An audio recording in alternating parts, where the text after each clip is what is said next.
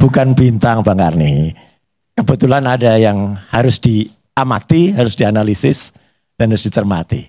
Tapi ya karena malam ini topiknya bukan itu ya, itu nanti saya pakai di ujung saja. Hari ini kita bicara soal ada dua kan, Sylvester dan Noel. Sylvester lebih sakti dibanding Noel. Nah itu. Siapa di belakang mereka? Nah, saya nggak setuju Bang Karni. Kalau orang-orang mengatakan di belakang Sylvester tuh orang besar, orang kuat. Enggak Bang Karni. Yang di belakang Sylvester tuh orang kurus.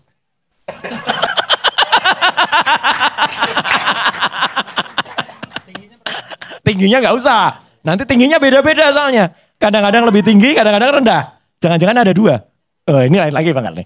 Tapi gini Bang Karni, saya mau jawab saja. Karena besti saya langsung berubah wajahnya. Karena ada orang yang bertanya, Mas, sebulan yang lalu, ini kan belum panas Bang Karni. Tapi tiba-tiba saya ledakan ini di sebuah televisi Bang Karni. Gitu loh, waktu itu. Jadi ketika ribut dan mulai ad hominem, mulai menyerang pribadi dalam kasus ijazah palsu waktu itu, Sylvester kan selalu muncul itu.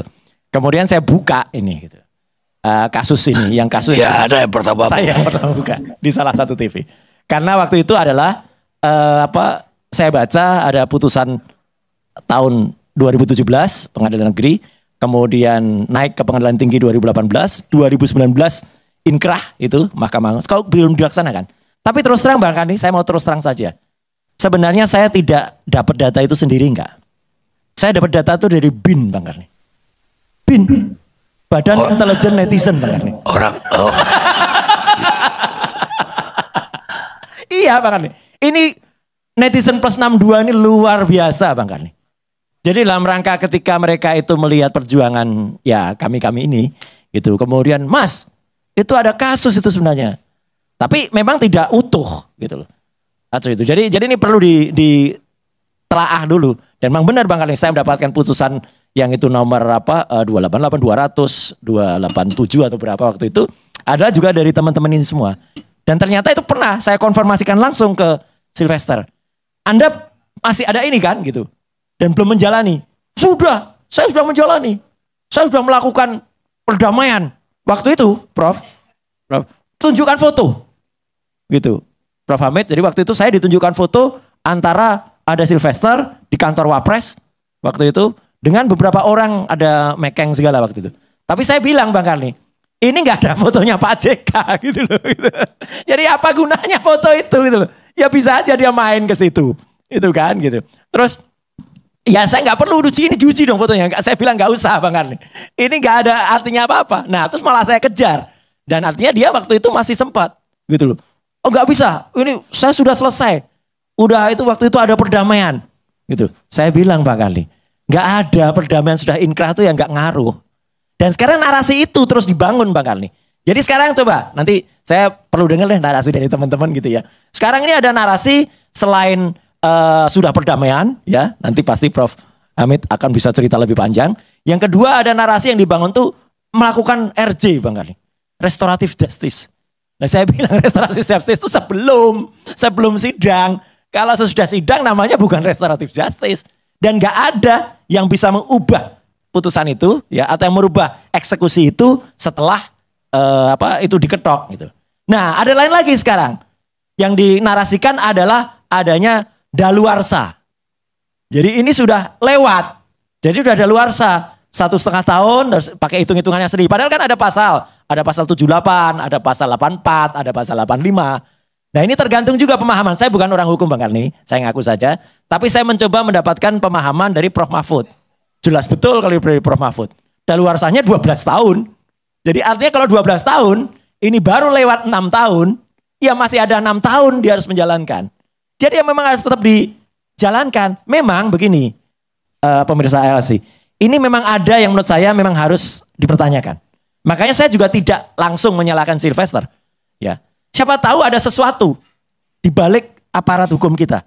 Maka Bang Karni kami ya juga mensurati. Kami mensurati betul. Jaksa Agung Pak S.T. Burhanuddin kita surati. Jaksa Agung Muda bidang pengawasan kita surati.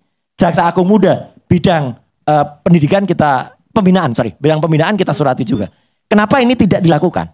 Dan ini bukan hanya sendirian Bang Karni. Ada emak-emak juga yang terus bersuara. Kemarin di Kejaksaan Jakarta Selatan, kemudian ke Kejagung, mereka menyuarakan itu kan apa? Jangan sampai negara ini itu kemudian dihina sehina-hinanya. Ini dihina sehina-hinanya ini Bang Karli. Oleh kelakuan Sylvester yang dia dengan enak masih tetap melenggang 6 tahun tidak menjalankan atau tidak dijalankan putusan yang harusnya dia dieksekusi. Memang ini benar, nggak mungkin kalau tidak ada orang kurus di baliknya Bang Karli. Ya, bukan orang besar ini. Karena pasti ada, nggak mungkin dijalankan gitu loh. Karena jelas betul. Sebutin namanya dong. Saya hanya bilang orang kurus kok. Orang kurus kan bisa aja, Bang Andi Aswan juga kurus kan, gitu loh. Iya. Ini orang kurus nih berhala. Berhala juga banyak. Berhala juga banyak. Jadi artinya ini benar-benar hal yang sangat menyesakkan. Dan saya challenge sekarang, janganlah teman-temannya itu kemudian bernarasi dengan tadi itu RJ, Restoratif Justice. Saya tidak mengerti hukum Bang Ali. Tapi saya sedikit pengetahuan, sependek pengetahuan saya tentang hukum itu ya. Restoratif Justice itu nggak mungkin dilakukan sesudah. Kemudian yang kedua daluarsanya juga enggak lah. Jangan mempermainkan pasal 78, 84, 85 di KUHP. Saya pun baca juga dan saya konsultasikan Bang Karni ke pakar hukum termasuk ke Prof Mahfud gitu ya. Itu sudah juga melakukan tweetnya. Itu harus dijalankan. Nggak ada lain. Dan Kapus Penkum Kejaksaan Agung Bang Karni.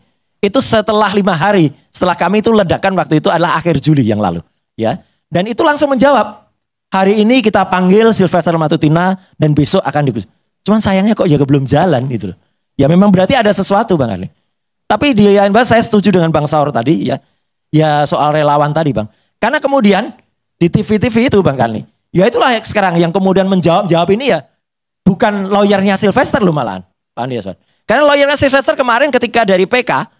Itu ketika ditanya oleh teman-teman media, dia juga hanya bilang kalau saya hanya ngurusin PK. Saya nggak tahu apa. Tapi di kesempatan ini Bang Karni, ya kalau masih ada relawan-relawan ini, kalau dibubarkan yang paling sedih nanti Bang Andi Aswan Bang Karni. Karena barusan dapat jabatan pelaksana tugas ketua umum itu PLT jabatannya baru ini. Lanjut dulu. Ya. Nah, jadi barusan naik jabatan dari PLT masa mau dibubarkan sama Bang Saur ya, gitu. Oh ide. Nah jadi Bang Karni, jadi memang akhirnya ya gaduh dan tidak punya kompetensi sebenarnya. Karena lawyernya saja tidak mau menjawab. Tapi di kesempatan ALC yang sangat hormat ini Bang Karni, izinkanlah saya ya mengaturkan apresiasi yang selamat, apresiasi yang luar biasa kepada Ketua Hakim PK kemarin, Pak Ketut. Ya, bagus banget itu. Dengan menolak ya pengajuan PK Sylvester karena alasan apa? Surat dokternya itu nggak jelas nama dokternya Bang Karni. Ya. Kemudian tanda tangan dokternya nggak ada. Dokter itu biasanya nggak jelas tuh resepnya Bang Karni. Ini tanda tangannya juga nggak jelas. Jelek-jelek ini Bang Karni. Saya MKes, Magister Kesehatan. Ini dokter ini kalau memberikan surat yang tidak benar Bang Karni kepada orang yang tidak sakit dibuat sakit. Oh dia harus sidang oleh Majelis Etik Kedokteran. Jadi saya harus dapat nama dokternya ini Bang Karni. Dan dapat pidana juga. Loh iya kena pidana juga Bang Karni. Karena orang yang nggak sakit tiba-tiba dibuat sakit, ya atau orang yang sakit tidak sakitkan. Jadi ini saya usul nih nanti, tapi pasti nanti dari BIN Badan Intelijen Netizen itu pasti akan dapat itu nama dokternya itu Bang Karni. Jadi pesan saya Bang Karni khususnya kasus yang pertama Sylvester, jangan larilah dari kenyataan, ya gitu. Hadapi itu dengan tegar, hadapi itu dengan gentle, hadapi itu dengan satria. Jangan kemudian memberikan narasi-narasi ada foto kayak. Ada kemudian sudah damai, sudah lakukan ini, tidak hanya Prof Hamid. Majelis Penegakan Hukum Indonesia KUHP-HI menilai permohonan peninjauan kembali PK yang diajukan Perdana Sylvester Matutina ini dalam perkara nomor 35 2025 PKI Jakarta Selatan hanya akal-akalan hukum. Hal tersebut disampaikan Ketua KUHP-HI Rundi Marjono menyusul absennya Sylvester Matutina dalam agenda persidangan PK untuk memberikan keterangan dan memperkuat permohonannya. Dan menurut Rudy ini, ketidakhadiran Sylvester memperlihatkan bahwa PK yang diajukan bukan dimaksudkan untuk mencari keadilan, melainkan sekedar upaya mengulur waktu agar terhindar dari eksekusi dan putusan yang berkekuatan hukum tetap. Dan di situ juga ketika hadirat permohonan PK memperlihatkan bahwa niatnya bukan mencari keadilan, dan di situ dia menegaskan dalam keterangan persnya pada tanggal 20 Agustus 2025.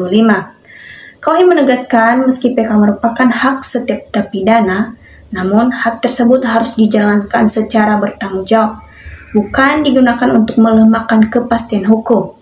Dan lebih lanjut, Rudy menegaskan bahwa jika si Falster terus mangkir dari kewajiban hukumnya, Kejaksaan Negeri Jakarta Selatan perlu segera mengambil langkah tegas dan menetapkan